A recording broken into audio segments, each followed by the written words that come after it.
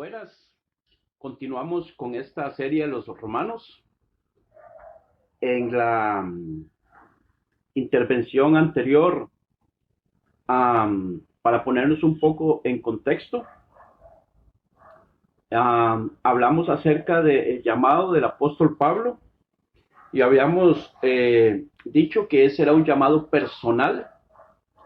Por lo tanto, queremos también mencionar que hay un llamado personal para cada uno de nosotros, un llamado que Dios nos hace específico.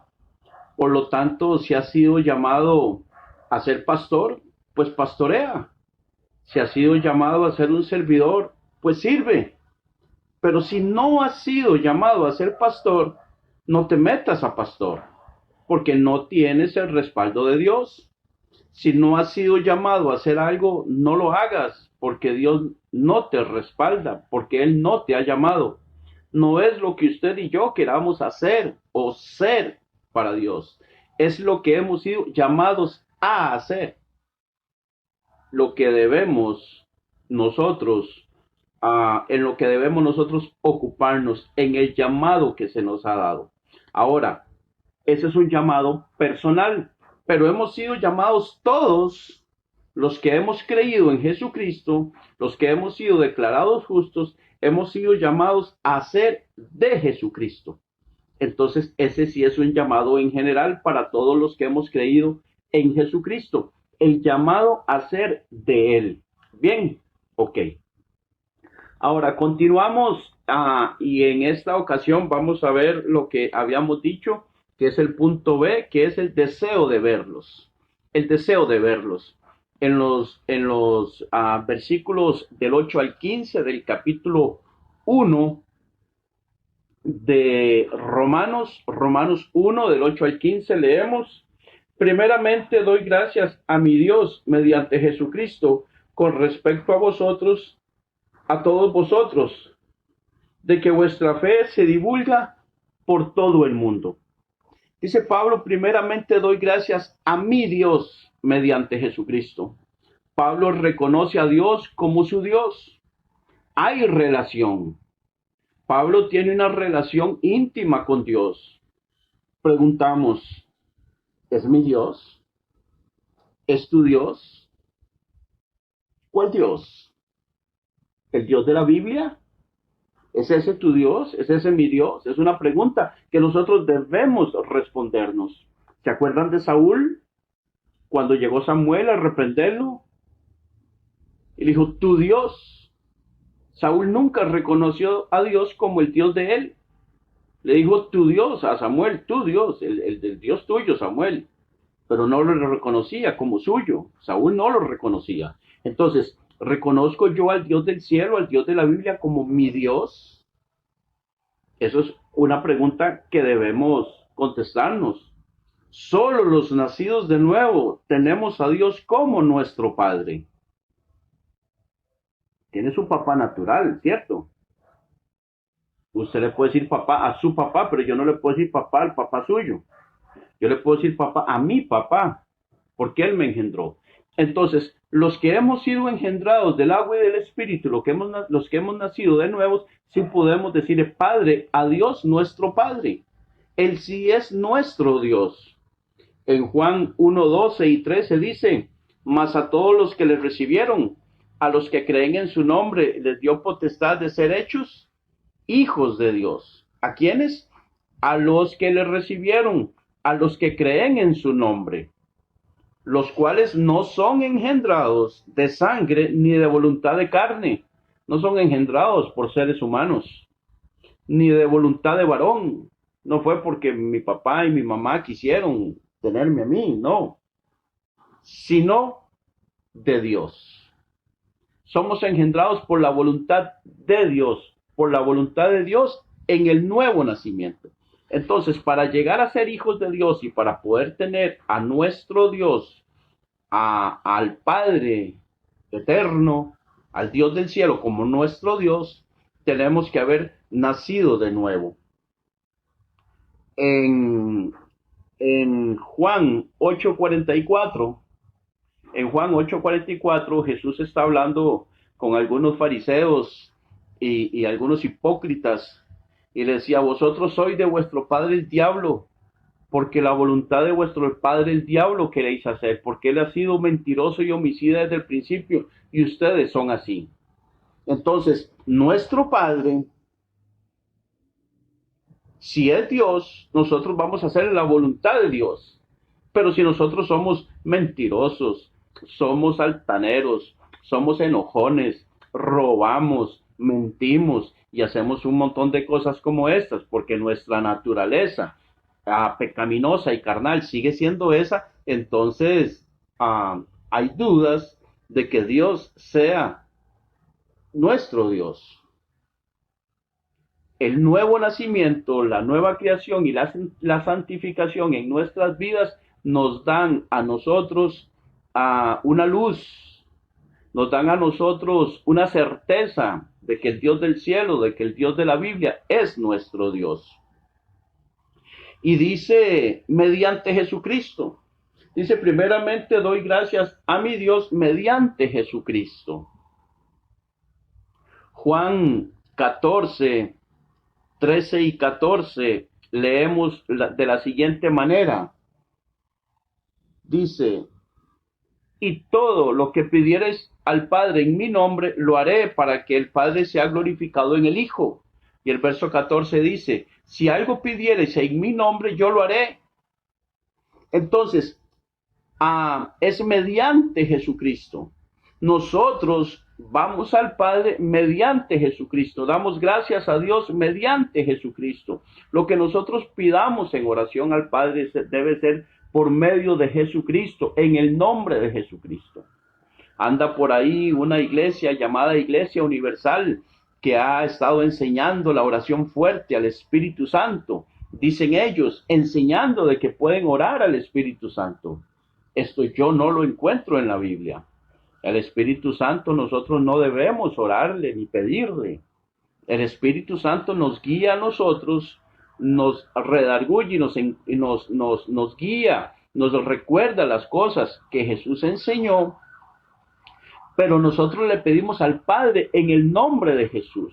Igualmente la adoración, la alabanza. Nosotros alabamos a nuestro Padre, nosotros alabamos a nuestro Señor Jesucristo y lo adoramos, pero no adoramos al Espíritu Santo. El Espíritu Santo no demanda eso, Él no lo pide. No hay una enseñanza en la Biblia en donde nosotros encontremos que al Espíritu Santo tenemos que adorarlo, que al Espíritu Santo debemos pedirle, que al Espíritu Santo debemos alabarlo. No, debemos de tener mucho cuidado con eso. Quisiera pensar que más por error que por mala enseñanza o falsa doctrina es que algunos le piden al Espíritu Santo que los llene, que les dé fuerza, etc. Él lo hace, pero debemos de pedírselo al Padre y que el Padre sea quien envía al Espíritu Santo a hacer lo que el Padre quiere. Lo que el Padre quiere. Es así como nos enseña la Biblia. Es así como nos enseña la Biblia, que es al Padre a quien le pedimos en el nombre de Jesucristo, mediante Jesucristo. Nosotros ahorita no vamos a ahondar mucho en este tema porque no es lo que nos compete. Lo podemos ver en algunas otras enseñanzas más adelante en este mismo canal. Pero vamos a seguir avanzando para poder continuar con el estudio de la carta a los romanos que tenemos. Pablo alaba la fe de ellos que se divulga por todo el mundo. Dice el verso número 8, primeramente doy gracias a mi Dios mediante Jesucristo, con respecto a todos vosotros, de que vuestra fe se divulga por todo el mundo. Pablo menciona que la fe de ellos se divulga por todo el mundo y que eso realmente lo que hace es dar buen testimonio de ellos, de que ellos son realmente cristianos, que han nacido de nuevo, que están dando frutos dignos de arrepentimiento, que su manera de vivir, su manera de comportarse, su manera de ser Todo lo que ellos están ahora viviendo, lo están viviendo en el Espíritu Santo por el nuevo nacimiento. Están dando frutos dignos de arrepentimiento. Y eso se nota. Pablo les dice a ellos que eso se está notando y que él este, da gracias a Dios por medio de Jesucristo con respecto a vosotros de que vuestra fe se divulga por todo el mundo. Recordemos que Roma en ese momento es la capital del imperio más grande del mundo y quien domina prácticamente el mundo conocido. Nosotros todavía no existimos ahí, pero nos está llegando el Evangelio hoy, gracias a que Pablo, el apóstol, dejó esto escrito en la palabra de Dios. Bien, continuamos. Dice, porque testigo me es Dios, a quien sirvo en mi espíritu, dice el verso número 9. Porque testigo me es Dios, a quien sirvo en mi espíritu, en el evangelio de su Hijo, de que sin cesar hago mención de vosotros siempre en mis oraciones. Vamos a ver un poquito este pasaje. Dice, a quien sirvo en mi espíritu. Pablo, cuando dice que sirve en el espíritu, es en su nueva naturaleza. Recordemos que antes el apóstol Pablo andaba matando cristianos y él pensaba que de esa manera estaba sirviendo a Dios. Bueno, andaba sirviendo a Dios en la naturaleza vieja, en la naturaleza pecaminosa, carnal, humana, normal, en aquellos que no conocen a Dios y pensaba que estaba sirviendo a Cristo. Pero cuando él dice a quien sirvo en mi espíritu, significa a quien sirvo en mi nueva naturaleza, en mi nuevo nacimiento. Ahora sí puede servir a Dios porque es una persona nacida de nuevo. Un no nacido de nuevo no puede servir a Dios. Por lo tanto, nosotros tenemos que tener cuidado. En algunas ocasiones queremos que las personas se porten bien, que nuestros hijos sean personas que hagan las cosas correctamente, pero no son nacidos de nuevo. Y su naturaleza es diferente, es una naturaleza natural, pecaminosa, carnal. Entonces, ellos no pueden hacer muchas cosas que nosotros quisiéramos que ellos hagan. Lo primero que debemos nosotros buscar es que ellos pasen por la experiencia del nuevo nacimiento, predicarles el Evangelio de Jesucristo y que ellos conozcan a Jesucristo, lo crean en el Evangelio de Jesucristo. Al nacer de nuevo, entonces ahora sí pueden dar a los frutos dignos de arrepentimiento, pueden hacer las cosas que hacemos los nacidos de nuevo, los que somos nacidos de nuevo, lo que somos llamados a hacer ahora que hemos nacido de nuevo. Una persona que no ha nacido de nuevo no puede, le es imposible. En el Evangelio de Jesucristo, lo que dice Pablo es que crean en él. Dice, porque testigo me es Dios a quien sirvo en mi espíritu, en el evangelio de su Hijo. En el evangelio de su Hijo. ¿Y cuál es el evangelio del Hijo? Que crean en él, que crean en el que él envió, que crean en Jesucristo, que creamos en él. Si una persona no cree en Jesucristo, no cree en el evangelio, no cree que Jesucristo le puede hacer salvo, no cree que la sangre de Jesucristo le puede limpiar, perdonar y quitar sus pecados, que no cree que sea tan fácil nada más hacer eso y ya. Pero recordemos que es un creer genuino, es un creer de corazón. No es un creo y sigo en la misma vida que vivía antes. No. Es un creer de verdad, es un creer de corazón, es un creer de convencimiento que lo que estoy creyendo es así. Y eso solamente se puede creer cuando se le predica a uno el Evangelio de Jesucristo. Dice Romanos 10:17, perdón, que la fe viene por el oír y el oír la palabra de Dios. Una persona no puede tener fe en el Evangelio si no escucha el Evangelio, si no escucha la palabra de Dios. Hay que predicar la palabra de Dios, hay que anunciar el Evangelio de Jesucristo para que las personas puedan creer. Bien, continuamos. Dice, de quien sin cesar hago mención de vosotros siempre en mis oraciones. Hermanos, nuestra actitud de oración debe ser una actitud nuestra oración, nuestra actitud de oración debe ser siempre, debe ser eh, constante, debe ser eh, que estemos pensando siempre en Dios. Pablo menciona acerca de su deseo, que su deseo es orar por ellos siempre. Pablo mencionó en 1 Tesalonicenses 5:17, dijo, orad sin cesar. Orar sin cesar no es orar sin parar, sin detenerse, 24/7, que no nos da tiempo ni de comer, ni de dormir, ni de estudiar, ni de nada. No, no. La palabra cesar ahí, orar sin cesar, esa palabra significa sin omisión. Cuando tenemos un tiempo para orar, cuando tenemos una ocasión para orar, cuando tenemos una circunstancia y en la cual debemos orar al Padre por la circunstancia en la que estamos, entonces debemos hacerlo. No podemos omitir esa oportunidad. Por ejemplo, se acerca una persona a usted y le dice que está pasando por un problema y que no sabe qué hacer. Usted tampoco sabe qué puede hacer esa persona en ese momento, pero usted le dice, mira, se me ocurre que podemos orar al Padre en este momento y pedirle que por favor te ayude. Obviamente la persona es cristiana también. Entonces oramos al Padre en ese momento y le decimos, Padre, te pedimos que por favor le ayudes a nuestro hermano, tiene esta y esta y esta situación, no sabemos qué hacer, te pedimos que por favor te glorifiques, te manifiestes, le des a él una salida, una respuesta, y te damos gracias porque sabemos que tú escuchas nuestra oración. En el nombre de Jesús, amén. Usted me dice, mira, pero esa es una oración muy corta. Bueno, pero eso es lo que necesitamos en ese momento. Esa es la actitud de oración que debemos tener.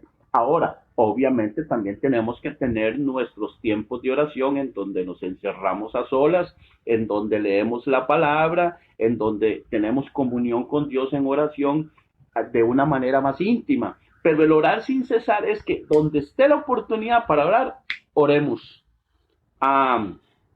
La palabra sin cesar dice sin omisión.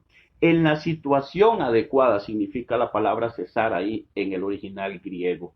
Entonces, en la situación adecuada debemos orar. No podemos decirle a una persona, bueno, voy a estar orando por usted y me voy y me fui. Y después se me olvidó orar y no oré. Eso no es una actitud de oración. Una actitud de oración es en el momento justo, en el momento adecuado, en el momento oportuno y que siempre estemos pensando en eso.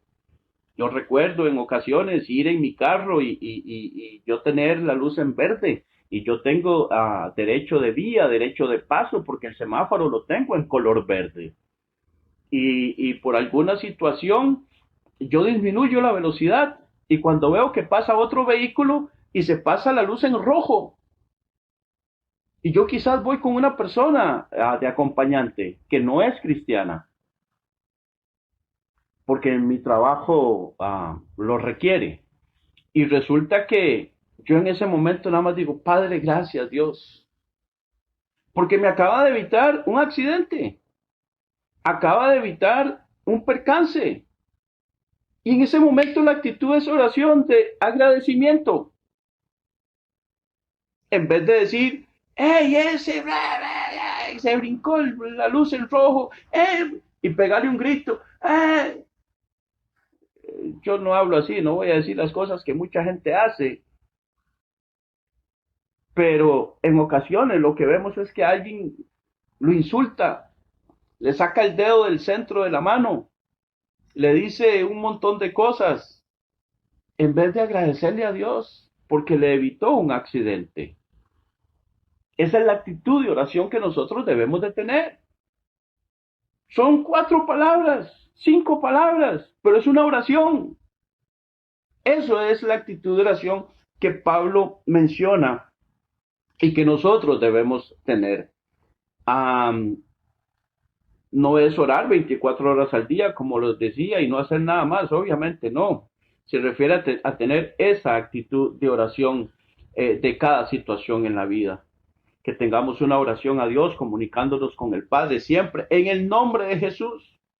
porque Él tiene cuidado y control de todo. Recordemos que las oraciones que nosotros hacemos son en el nombre de Jesús, en el nombre de Jesús, siempre en el nombre de Jesús, y se lo pedimos al Padre. No se los pedimos ni al Espíritu Santo, ni se lo pedimos a ninguna otra persona, llámese como se llame, sino al Padre en el nombre de Jesús.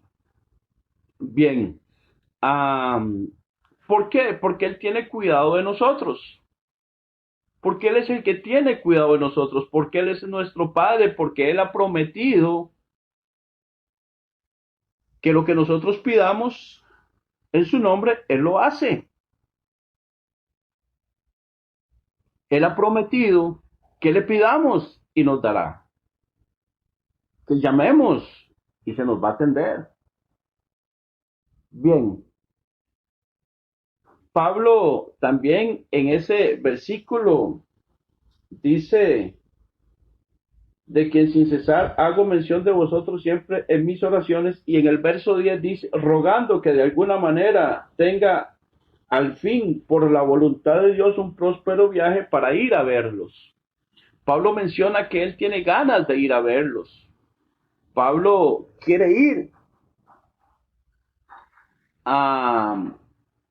para comunicarles algún don espiritual, pero resulta que dice por la voluntad de Dios. Él no dice yo tengo ganas de ir a verlos y voy a ir.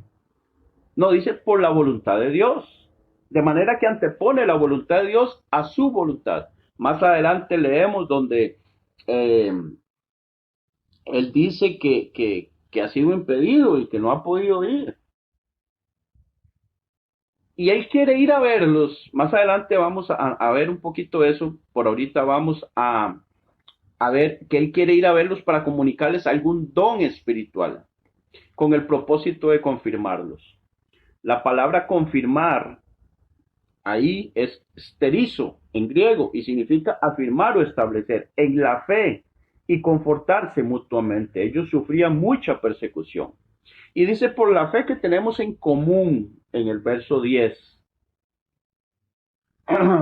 Por la fe que tenemos en común. En el verso 12. Esto es para ser mutuamente conformados por la fe que nos es común a vosotros y a mí. Ok. Entonces, vamos a ir en orden. La voluntad de Dios. Por la voluntad de Dios, en el verso 10 que leímos eso, es cuando Dios quiera, no cuando yo quiera o cuando usted quiera.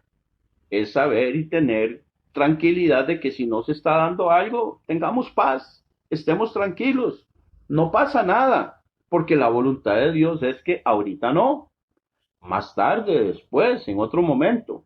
Nosotros debemos ser maduros en el conocimiento de nuestro Dios, saber que Él tiene el control, una comunión tan íntima y un descanso en Él, un descanso tal de que nada me preocupa, de que estoy tranquilo. Si salió algo, bueno, y si no salió, paz, paz, tranquilidad.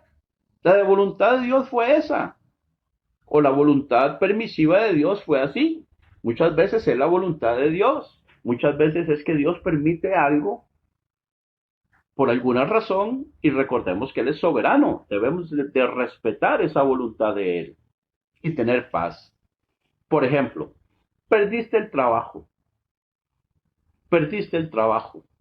y ahora estás preocupado, ay no, ¿cómo es posible? Perdí el trabajo, pero ahora ¿qué voy a hacer? Y se enoja y grita, y le grita a su esposa, y le grita a sus hijos, y está enojado y está bravo porque perdió el empleo. Porque ahora ¿qué voy a hacer? Ahora no voy a poder pagar las cuentas y que el alquiler de la casa y que el pago del vehículo y que el pago del seguro y los estudios de los niños y los transportes y las medicinas. ¿Y ahora qué hago? Y se pone como loco. Pero resulta que Dios permitió eso para que consiguiera uno mejor, que le quedaba más cerca de su casa, que iba a tener mejor remuneración por el pago, que iba a tener más tiempo libre, porque iba a ser el jefe del departamento. Y estaba todo enojado. Pero la voluntad de Dios fue que perdiera ese trabajo para que pudiera adquirir el otro. Nuestra actitud no debe ser de enojados. Nuestra actitud, no debe ser de desagrado. Debemos de confiar en Dios, debemos de tener una comunión íntima, tan íntima con Dios, un conocimiento de Dios tal que las cosas que pasen o no pasen, siempre haya paz en nuestro corazón, confianza en Él, de que Él prometió y Él hará. Él dijo que no nos dejaría solos. Él dijo que no nos preocupáramos por el alimento, ni por la comida, ni por la bebida. Él nos dijo que Él nos cuida. Él nos prometió todas las cosas. Entonces, ¿por qué nos preocupamos? ¿Por qué nos preocupamos? Porque no conocemos a Dios, porque no confiamos en Él. No, hermanos, debemos de tener confianza plena y constante en Dios, sea cual sea la circunstancia que se avecine, o sea cual sea la circunstancia en que estamos pasando en ese momento. Bien, por ejemplo, te enfermaste y te internaron. No pudiste hacer el viaje de vacaciones a la playa, pero resulta que detectaron algo en los pulmones, porque como te internaron, vieron algo en los pulmones y lo vieron a tiempo y pudieron tratarlo y no pasó más. Entonces el hecho de que perdieras el viaje a la playa y todo lo demás fue para bien. ¿Por qué? Porque detectaron algo en tus pulmones que si no lo hubieran detectado a tiempo hubiera sido fatal probablemente a futuro. Y entonces el viaje a la playa no se hizo, pero te salvó la vida. Hermanos, por favor, muchas cosas como esas pueden pasar y estoy seguro que le han pasado a muchos hermanos, pero nosotros debemos de tener la paz antes de y no esperar hasta que, a ver si es como yo quiero, entonces sí, pero si no, no, no, a veces es que nos enfermamos y caímos en cama y se nos detectó algo grave y nos cortaron una pierna. Pero resulta que si no hubiera sido así, perdemos la vida. Entonces decimos, bueno, ¿qué es mejor? ¿Perder una pierna o perder la vida? ¿Perder un brazo o perder la vida? Entonces, nosotros debemos de estar contentos con las cosas que nos pasan porque sabemos que la voluntad de Dios es esa y tiene un propósito bueno para nosotros. Él nunca quiere algo malo para sus hijos. Cuando nosotros conocemos a Dios de una manera personal, íntima, tenemos comunión con Él. Sabemos que Romanos 8:28 es real, precisamente se los escribe a los romanos. Y sabemos que los que aman a Dios, todas las cosas les ayudan para bien. Esto es a los que conforme a su propósito son llamados. Todas las cosas nos ayudan para bien, todas son todas. Entonces nosotros tenemos que tener paz y tranquilidad, descanso, reposo en Dios, reposo en Jesucristo, de que todas las cosas nos ayudan para bien. Él sabe por qué hace las cosas. Él conoce el tiempo. Y Dios ya conoce lo que va a pasar mañana. Él ya conoce lo que va a pasar más tarde. Él ya conoce lo que va a pasar de aquí a 3 meses. Y Él ya está en el control de eso que va a suceder de aquí a ese tiempo. Entonces, tranquilos, tranquilos. Descansemos en Dios. Seguimos. No debemos ponernos como niños a tirar patadas, a gritar, a renegar. Tengamos paz. Es la voluntad de Dios. Recordemos que Él es soberano. Pablo menciona que hasta ahora él había sido estorbado para ir a Roma, pero no lo vemos enojado. En el verso 13, que vamos a ver ahora más adelante. Y en el verso 11 dice Pablo, porque deseo veros para comunicarnos algún don espiritual a fin de que seáis confirmados. Él desea verlos para confirmarlos, para compartirles algún don espiritual, para comunicarles algún don espiritual. Ahí la palabra comunicarles es metadidomi en griego, que es entregar, es compartir, dar o repartir. Recordemos que en 1 Timoteo 5:22, Pablo le recomienda a Timoteo que no imponga las manos con ligereza a ninguno, No impongas con ligereza las manos a ninguno, ni participes en pecados ajenos. Pablo le dice que no imponga con ligereza las manos a ninguno. ¿Por qué? Porque en la imposición de manos se transmite, en la imposición de manos se comparten, se entregan, se dan dones espirituales, se pueden compartir capacidades. Pablo las compartió con Timoteo. Eso lo podemos ver en 2 Timoteo 1:16. Dice, por lo cual te aconsejo que avives el fuego del don de Dios que está en ti por la imposición de mis manos. El fuego del don de Dios está en ti por la imposición de las manos de Pablo, entonces, o de los ancianos del momento. Entonces, la imposición de manos le trajo a Timoteo el don de Dios, se lo transmitieron. Por lo tanto, el imponer manos tiene que ser con mucho cuidado, hermanos, con mucho cuidado, con mucho cuidado. No puede ser cualquiera. Por ejemplo, yo recuerdo cuando mi esposa estaba embarazada de mi primer hijo, de nuestro primer hijo, que ahora tiene 10 añitos, gracias a Dios. Este, eh, Recién mejorada mi esposa, tenía mi hijo, qué sé yo, no sé, tal vez. No, perdón, no había nacido mi hijo, estaba embarazada ella. Ella estaba embarazada, tenía como unos 7, 8 meses de embarazo.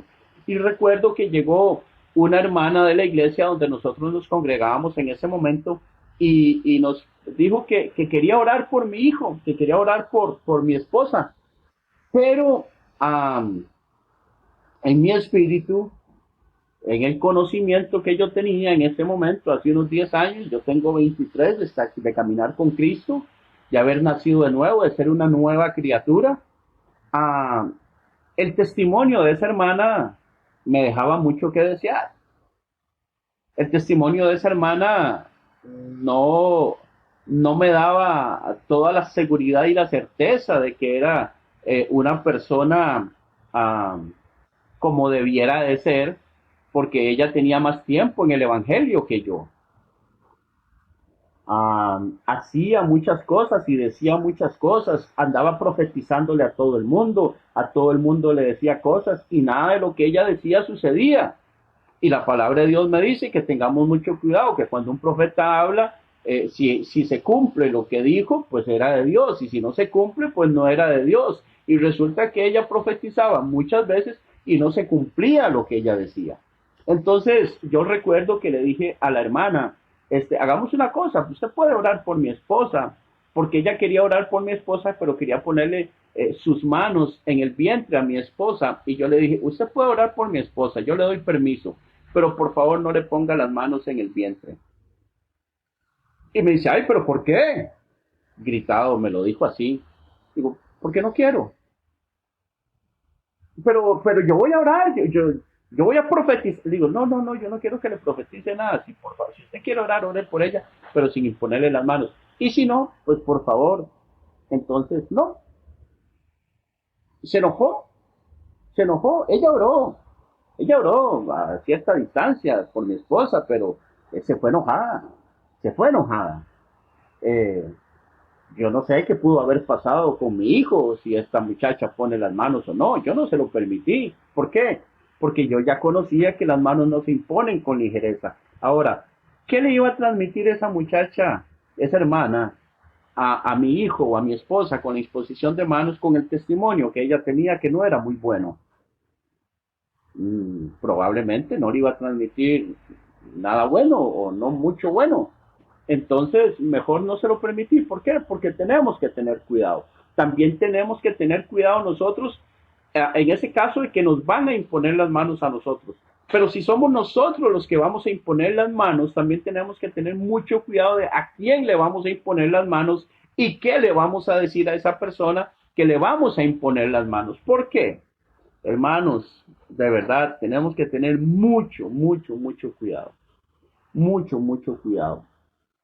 Por ejemplo, hoy cualquiera impone manos y declara lo que se le ocurra. Y otro le pone la cabeza para que les profeticen. Y unos a otros entre ellos se nombran apóstoles, profetas, pastores y maestros, evangelistas, pero no conocen la Biblia. Algunos tienen 6 meses en la iglesia, ni siquiera han escudriñado todavía las escrituras como la profetisa, que ahora es apóstol. Antes era profeta, ahora resulta que es apóstol. Esta mujer, no sé si ustedes la habrán visto en las redes, en YouTube salen algunos videos donde ella se va a predicar a los monos. Hermano, usted me va a decir, William, ¿de qué está hablando? Bueno, búsquelo, búsquelo. Le va a predicar a los monos. Le va a predicar a los monos. Y como escritura base para decir que ella le va a predicar a los monos, toma Marcos 15. Cuando Jesús les dijo, ir por todo el mundo y predicar el evangelio a toda criatura. Entonces dice que los monos son criatura de Dios y entonces le evangeliza a los monos. Y ella dice que en el balcón del hotel donde ellos están, llegan un poco de monos y se paran por ahí. Entonces ella sale a predicarles a los monos. Porque ellos tienen que ser salvos. Porque Dios dijo, Jesús dijo que le fueran a predicar a los monos. Bueno, vamos a buscar un momento el pasaje de Marcos 16 para ver qué es lo que dice. Marcos 16:15 dice de la siguiente manera. Y les dijo, id por todo el mundo y predicar el evangelio a toda criatura. ¿Ok? Pero vamos a ver qué dice el contexto de ese pasaje. Ahí, ¿quién es toda criatura? Son los monos, las gallinas, los perros, las vacas, los animales, o son personas. Dice, el que creyere y fuere bautizado será salvo. Yo me pregunto, ¿cómo hace para comunicarse con un mono? ¿En qué idioma le habla para que el idioma el mono entienda y crea? Dice, mas el que no creyere será condenado. ¿Cómo sabe ella si el mono creyó o no creyó? Porque el mono no le puede hablar a ella ni en inglés ni en español, ni le puede hablar en francés o no sé qué idioma hablarán a Swahili o qué idioma hablarán en África, porque aparentemente es en África que anda ella. Dice el verso 17, y estas señales seguirán a los que creen. Entonces yo me pregunto, un mono, vamos a suponer que creyó. Dice, en mi nombre echarán fuera demonios, hablarán nuevas lenguas. Entonces, imagínese un mono echando fuera demonios y hablando en lenguas. Por favor, yo no sé cómo haría. Pero ella se dice que es apóstol y es profeta, o profeta y apóstol, y anda enseñando esto. Ese pasaje en otra versión de la Biblia dice que en mi nombre echarán fuera demonios y hablarán nuevas lenguas, hablarán en otros idiomas sin haberlos estudiado, sin haberlos aprendido. Entonces un mono no habla ni español, ni inglés, ni suajili, ni portugués, ni italiano, ni coreano, no habla eh, en, en, en, en mandarín, no habla en ruso, no habla ninguna lengua, ellos no hablan. Entonces no puede ser a los monos a quien Dios está diciendo aquí que irá toda criatura, pero ella anda en eso y tiene una cantidad de seguidores y dice que es profetiza y que es apóstol. Entonces, puede ser cualquiera profetiza, puede ser cualquier apóstol. ¿Quién la nombró ella apóstol? ¿Quién la nombró profetiza? Fue otro apóstol, otro profeta igual que ella. Y recordemos que el llamado, si no lo hizo Dios, no tiene respaldo. Y es profeta y es apóstol y, y no sabe escudriñar la escritura, no la sabe entender, porque que yo sepa, Jesús nunca le predicó a los animales. Nunca. no le predicó al burro que lo llevó en la entrada a Jerusalén, no le predicó a los cerdos a los que fue enviado la legión aquella que tenían aquellos hombres y que fueron y se empeñaron, ¿verdad? Y cualquiera me puede decir, es que los cerdos eran animales inmundos. Bueno, eran animales. No le predicó a ningún otro animal que nosotros vemos en la Biblia. Nunca vemos a Jesús, ni a Pablo, ni a Pedro, ni a Juan, ni a Santiago, ni a Bernabé, a Silas, predicándole a ningún animal. Entonces, que esta mujer venga y tome ese texto como pretexto para ir a predicarle a los monos, a mí me deja mucho que desear, pero dice que es apóstol. Entonces, por la imposición de manos de alguien que le dijo a ella que era apóstol y que era profetisa, ella se lo creyó y ahora anda haciendo esas cosas. ¿Qué es el problema de esto? No solamente que se lo cree, sino que hay muchas personas que la siguen y creen en lo que ella hace y creen que eso está bien y que eso es normal y que eso es el Evangelio de Jesucristo. Totalmente errados, pero están equivocados y hay muchas personas que se van tras ese error. Y luego viene usted y les predica el verdadero evangelio y no le creen. Y dice que si no creen ya son condenados. Y se condena a la gente por esos falsos. Continuamos. Continuamos. Um, si nosotros imponemos las manos a quien queramos, ¿verdad? Para que sea profeta, por ejemplo, y Dios no ha llamado a esa persona a ser profeta, andará por ahí profetizando sin el respaldo de Dios, haciendo cosas que Dios no lo ha llamado a hacer. A Pablo lo llamó a ser apóstol, Dios, y Dios lo capacitó para el apostolado. Si a usted lo llamó para algo, tenga por seguro que Dios lo capacita para ese algo que lo llamó. Pero si Dios no lo ha llamado, no se meta usted a hacer algo que Dios no lo ha llamado porque no va a tener el respaldo de Dios, ni yo tampoco.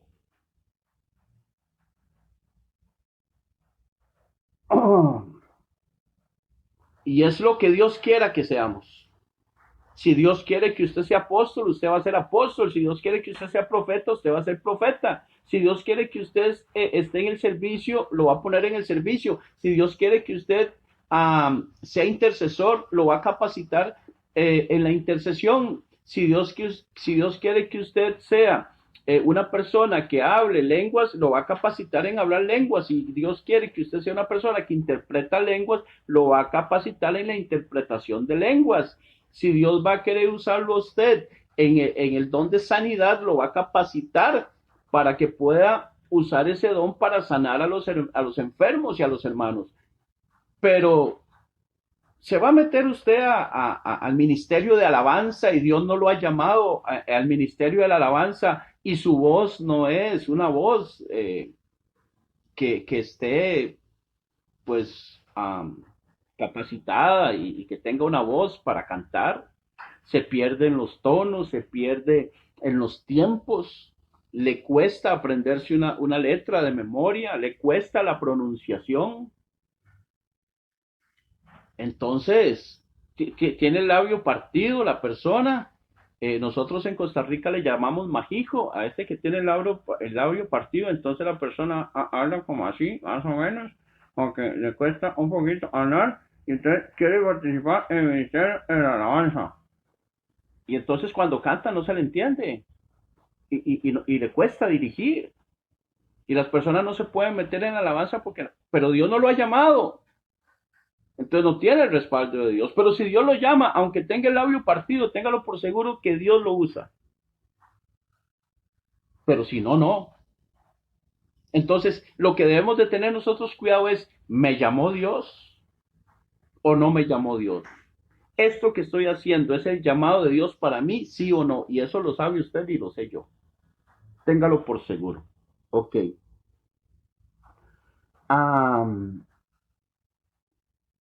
Seguimos acá.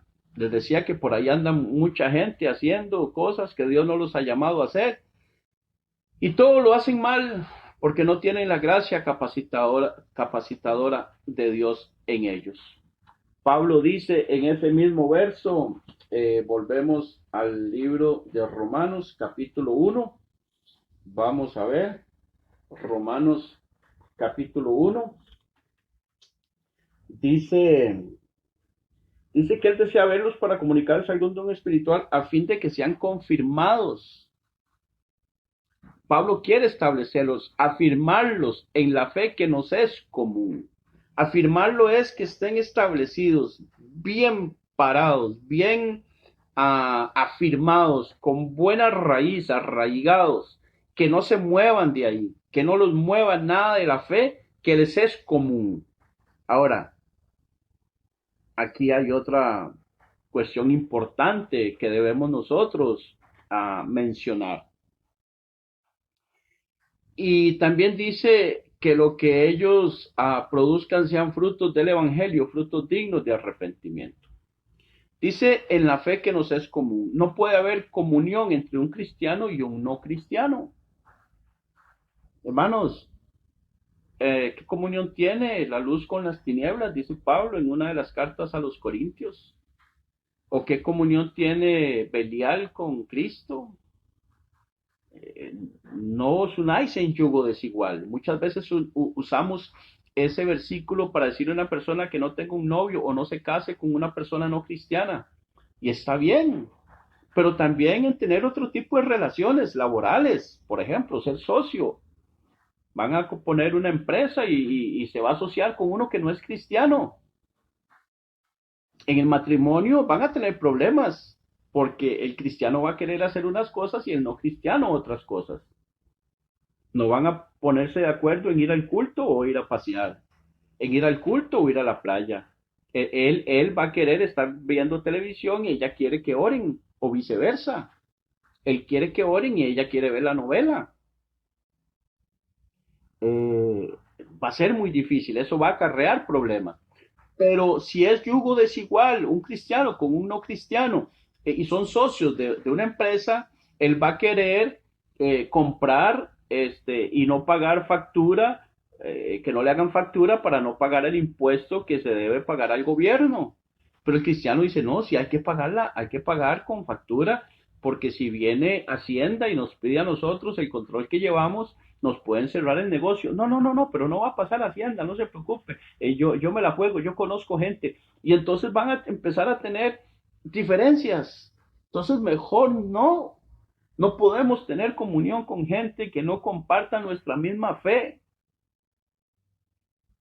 Conozco por ahí también algunas personas que andan haciendo este eh, tratos con personas de otras religiones, y digo religiones con personas religiosas más bien, y Dios no nos llamó a nosotros a hacer tratos con personas religiosas, nos llamó a estar con las personas que tenemos fe en común, a los que creemos en Cristo. Con eso nos llamó a nosotros a tener tratos con ellos, a poder relacionarnos con ellos y no personas que tienen otra fe.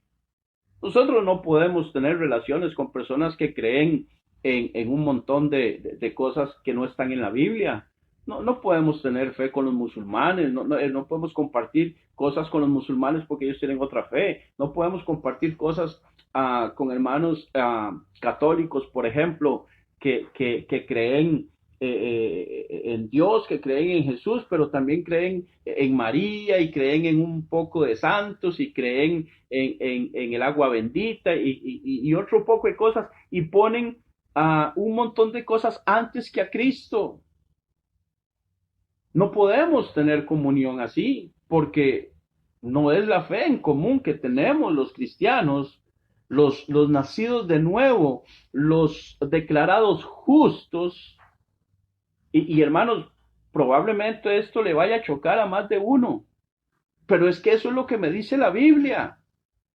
Eso es lo que me dice la Biblia. Que nosotros no podemos tener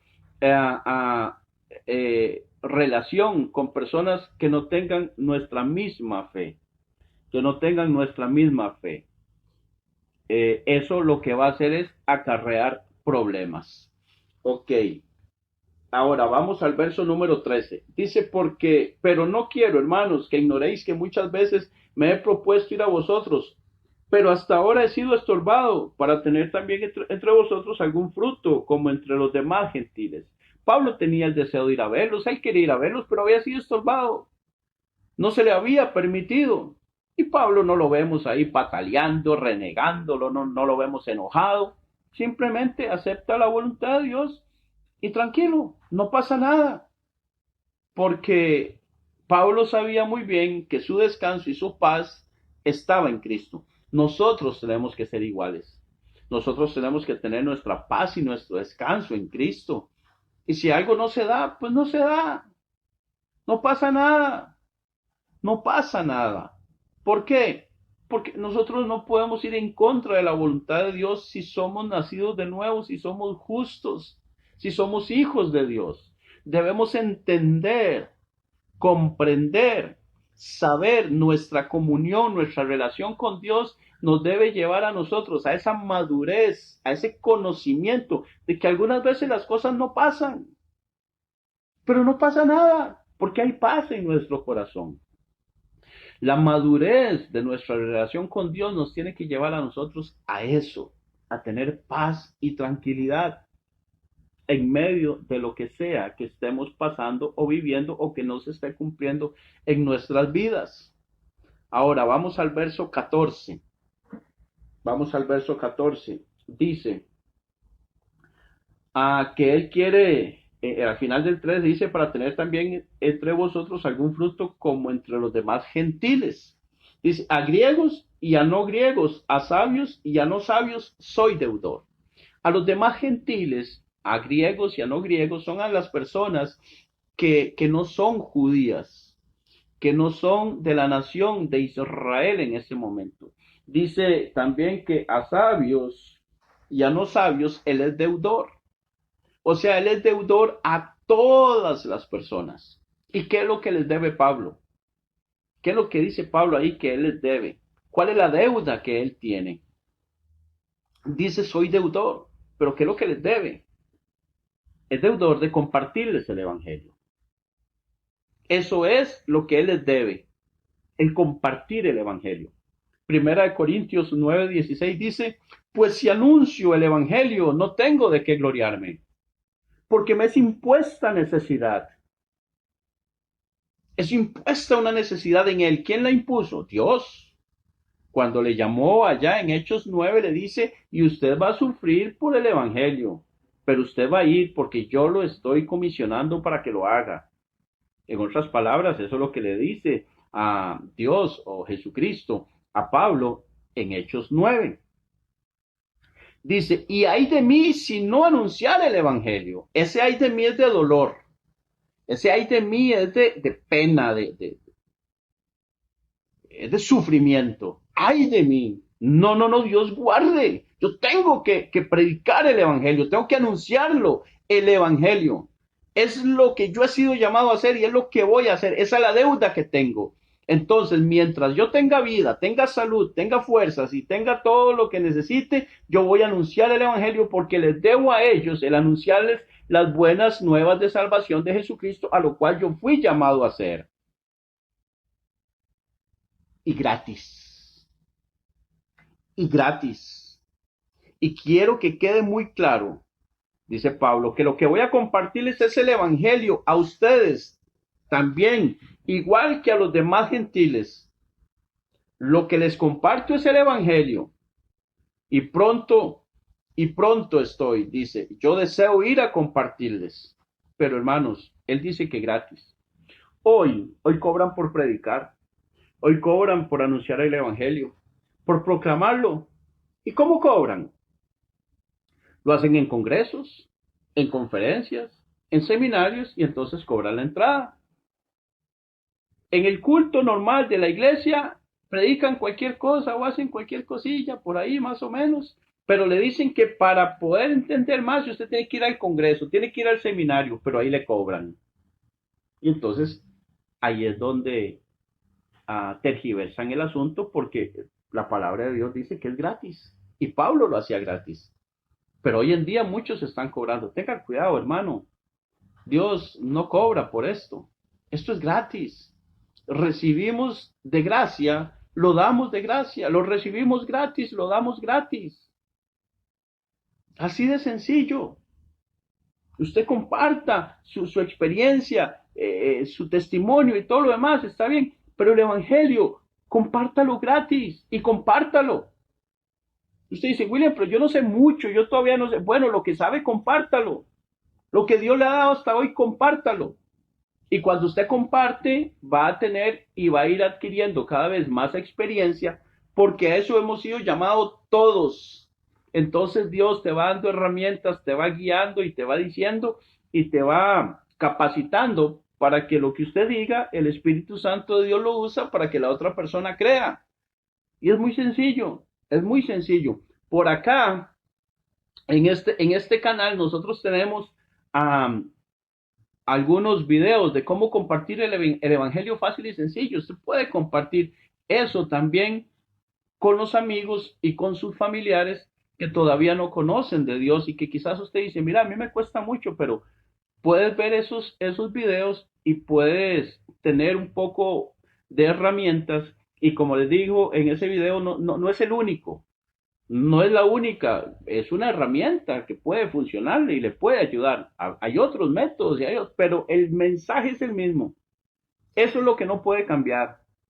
Eso es lo que no debe cambiar, el mensaje.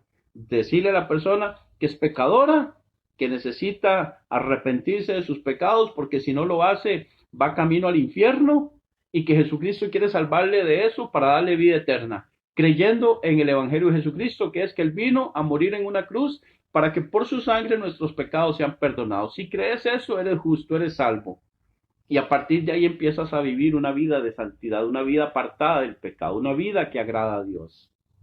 Y entonces empezamos a decirles que lean la Biblia, que oren, empezamos a disipularlos y a llevarlos por el camino correcto, a enseñarles la sana doctrina para que la persona vaya creciendo en el conocimiento de nuestro Señor Jesucristo. Pero les decía que hoy cobran por hacer todo este tipo de cosas. En Hechos, en el libro de Hechos, ya vamos terminando, a 20, 30 y 31, dice, y Pablo permaneció 2 años enteros en una casa alquilada y recibía a todos los que a él venían, predicando el reino de Dios y enseñando acerca del Señor Jesucristo abiertamente y sin impedimento. Así dice la versión Reina Valera 1960. Pero oiga, hermano, qué bueno es poder usar nosotros otras versiones de la Biblia para tener un conocimiento, un entendimiento mejor de las Escrituras. Ese mismo pasaje, Hechos 28, 30 y 31, en la traducción del lenguaje actual, que usted también en este canal está toda la Biblia para poderla escuchar en esta versión que es de más fácil comprensión, traducción del lenguaje actual. Ese pasaje de Hechos 28, 30 y 31 se lee así, dice, durante los 2 años siguientes Pablo vivió en Roma, pagando sus gastos él mismo. Recibía a todos los que lo visitaban y proclamaba con valentía el reino de Dios y enseñaba acerca del Señor Jesucristo y nadie intentó detenerlo. Qué bonito, hermano. Qué lindo es saber que nosotros estamos haciendo las cosas como Dios manda, que queremos enseñar las cosas como Dios pide y exige, y que de esa manera entonces el Espíritu Santo de Dios va a hacer su obra redentora por medio de Jesucristo. El Espíritu Santo va a convencer, porque ese es el trabajo del Espíritu Santo, convencer de pecado, justicia y juicio a las personas que reciben el Evangelio y que puedan creer y convertirse a Jesucristo para pasar de ser a hijos del diablo a ser hijos de Dios, para pasar de muerte a vida. Hasta acá Vemos el segundo tema, que es el deseo de ir a verlos. En el siguiente tema vamos a ver el Evangelio. Vamos a ver ya el Evangelio a más detalle, ya con lupa. ¿Qué es el Evangelio? ¿De qué se trata? Hemos hablado mucho de que Pablo anunciaba el Evangelio, de que Jesús anunciaba el Evangelio, de que Juan el Bautista decía arrepentidos y creed en el Evangelio, igual que Jesús. Pero, ¿qué es el Evangelio? Acompáñenos en nuestra tercera, en nuestro tercer video de esta serie, en donde nosotros vamos a hablarle un poco más acerca del Evangelio y que también usted pueda compartirlo con otros. Que tenga muy buen día y nos vemos la próxima. Que Dios les bendiga. Buenas tardes.